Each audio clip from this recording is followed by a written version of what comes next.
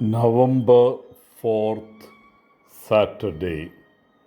Luke 14 1 7 to 11.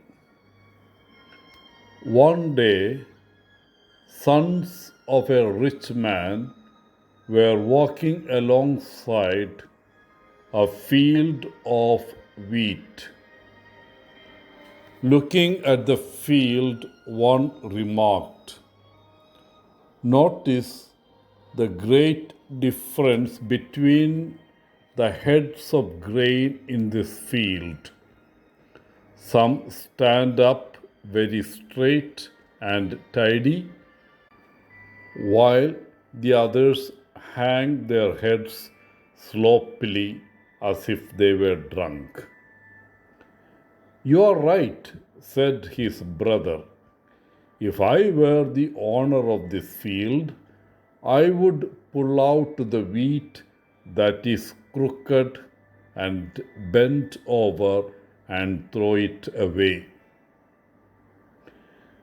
"If I did that, I would be stupid," said the farmer who had overheard their conversation. "Listen, you youngsters, just those heads of wheat that you dislike are the best ones in the field. They bow down because they are heavy with grain. The empty ones stand upright because they are empty." People are just like that. The ones with empty heads always carry them higher than the rest of their fellow men. In today's gospel, we see Jesus being invited to dine at the home of one of the leading Pharisees. Jesus accepted the invitation. He never rejects anyone, rich or poor, sinner or saint. He loves everyone. He then took the opportunity to teach. Everywhere he went, he would always teach. That is part of his mission.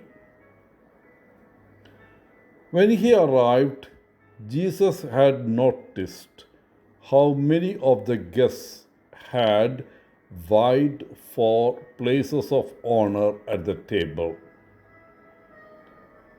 Jesus tells his listeners that it is better to take a lower place at table.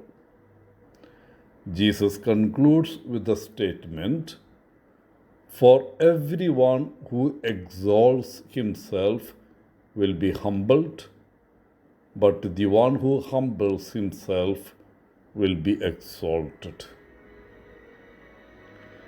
In an earthly banquet, it is usually the rich and the famous in society who jostle among themselves to see and be seen.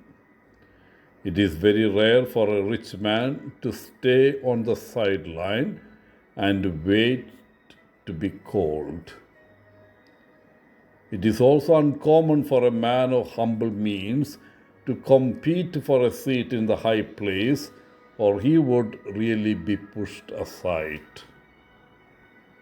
However, in the kingdom of God, it is the humble who will be given exaltation, for he has brought down rulers from their thrones, but has lifted up the humble.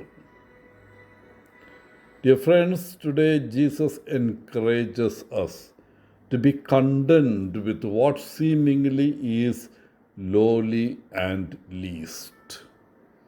Often it is in the small and seemingly insignificant gifts of everyday life where we may experience the greatest love, joy, peace, and contentment.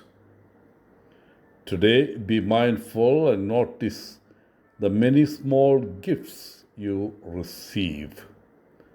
Thank the giver and thank God. Wishing you a good day.